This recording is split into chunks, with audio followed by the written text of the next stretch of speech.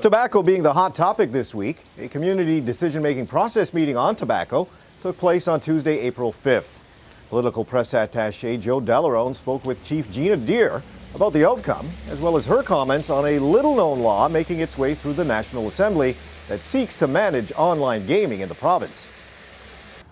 Joining us is Chief Gina Deer, who's got a couple of interesting portfolios, tobacco and gaming, which happen to be two of the very busiest ones. We'll start with tobacco, Gina. First of all, welcome to the program. And last night, this being the 6th, the Wednesday, the 6th of April, last night there was a meeting on the proposed tobacco law. It went pretty well. Just some thoughts from your side. Well, I was very happy with the turnout and the active participation that took place. There was a great deal of discussion. We had Section 6 to go through, and we didn't make it through because of the lively discussion we had. So it was very good. Section 6, by the way, is there are 49 clauses in it. We got through about 13 of them or so. And I think there are 5 sections within that entire section. So it doesn't sound like a lot was done, but actually it went pretty well. And for the record, I guess, basically, despite all of the discussion, the draft was accepted pretty much as is, with a couple of changes to some wording. But one notable one was in terms of the composition of the board, which is with that whole section revolved around the board and the accountability and all of that. The way it was originally proposed was that it would be a 9-member board, which had 6 members of the industry and then 3 community members. The suggestion was that there would be 3 observer seats or liaison seats, and one would be for the MCK, the other would be for the Longhouse at 207, and the other for the Longhouse at Mohawk Trail. And that was well received. You know, there was some discussion there, and you would think sometimes that people would say, well, you know what, the MCK, you know, there's always that kind of vibe, but this time it was different. There was, you know, some of that, but overall, the majority of the people were comfortable to have them sit as a liaison and a non-voting member, and that was made clear.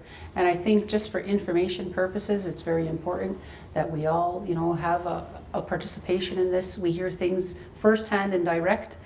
This way, no misunderstandings happen. Mm-hmm. So, again, this meeting was one of the better ones we've seen. Probably in terms of tobacco, it was the best meeting we've had so far, I think.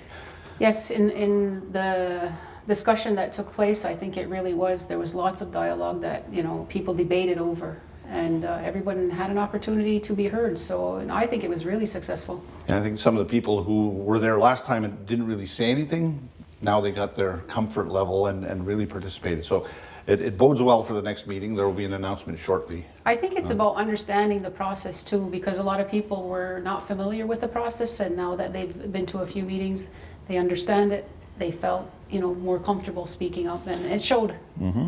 So speaking of tobacco, last week there was the big raid that happened, and it was all over the news. The Miguel, which means tarantula, actually translated. There were raids across North America, and some misinformation that the raids actually took place also in Kahnawake and Six Nations. Of course, they did not. Yeah, that's correct, they did not. Mm-hmm. Unfortunately, you know, it was put out by the SQ that it was an active raid, and Kahnawake was named within the territories that were being raided. That didn't happen here. We know that the protocol here with the peacekeepers is that they will inform individuals, but they will not actively participate in tobacco warrants. So that's what was done here. Unfortunately, you know, it spread right across Canada, and there was a bit of panic. We got calls as far as Vancouver to inquire what was going on from other First Nations communities. Yeah, I know that the peacekeepers did put out a release the same morning to clarify, and I know that I heard it on K103, for example. Paul Graves said that, oh no, I spoke directly to the SQ, and they said that they said they came to Kahnawake, but when they spoke to the peacekeepers, it was clarified. So misinformation could cause a huge problem, and I guess that's why here at the MCK, the chiefs were really busy and scrambling around and making sure that the right information was given. It's important because, you know, other First Nations are paying a lot of attention to what's happening because they don't see this as a tobacco issue. They see it as an economic development issue. So more to come on this. Yes. It's not over yet. But again, there's always the relationship. It was clarified too last night at the tobacco meeting that this law that is being proposed may not cover off on those types of issues yet, but it's a building block, so you can build on jurisdiction. If you don't have Yes. any regulations or rules, then when you go to court, it's very tough to defend. Well, that's what we've been, adamant about from the start, that this is an internal law. This is going to help us organize ourselves. It's not going to really have much effect on the outside right now, but it is a good start, and it's very hopeful for the future where we take this.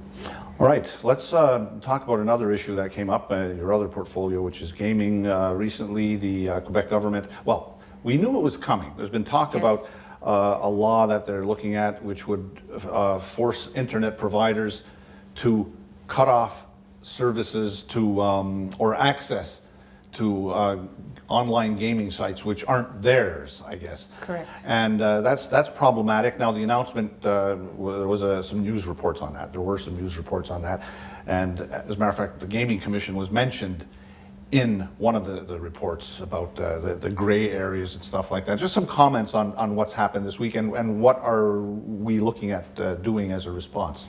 Well, Quebec has proposed a bill that would allow them to force internet service providers to block these gaming sites. The reason why the Gaming Commission was mentioned is because we license these gamers, and these sites would be blocked. Quebec has plans to have their own gaming site developed, and they have had one, and it hasn't been successful.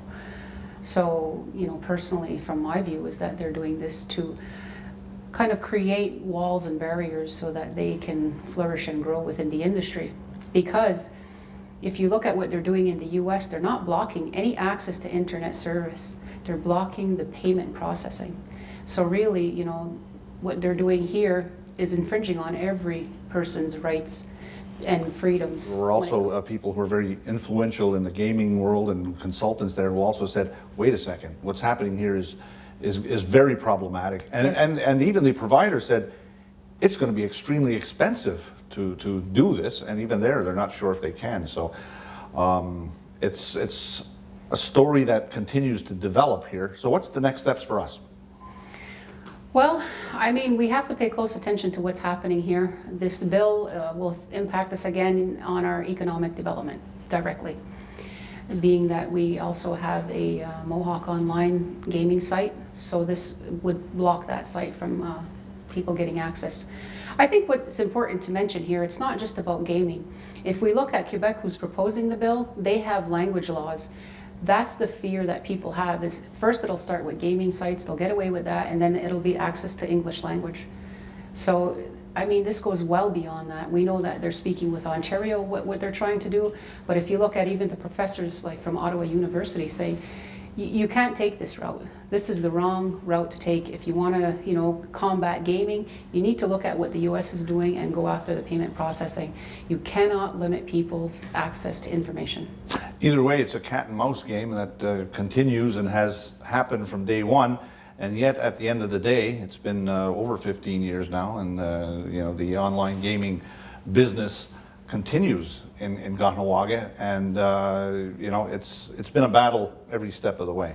Well, if I look back at the history of gaming here, the Mohawk Council has offered, to have dialogue with a lot of Quebec and governments on the gaming issue, and maybe we could actually learn from each other. Well, especially Quebec could do a lot of learning from Kahnawake. I know that door has been open many times, but Yes. No one wants to knock and come in. So it's always possible, but we'll see how things go. I guess politically, it's always a challenge, and I know you're up for that challenge. Well, Joe, if we look at it, it all comes down to dollars again, just like tobacco. It's all about the dollar. All right. Chief Gina Deer, the tobacco and also the gaming portfolio chief. Thank you very much.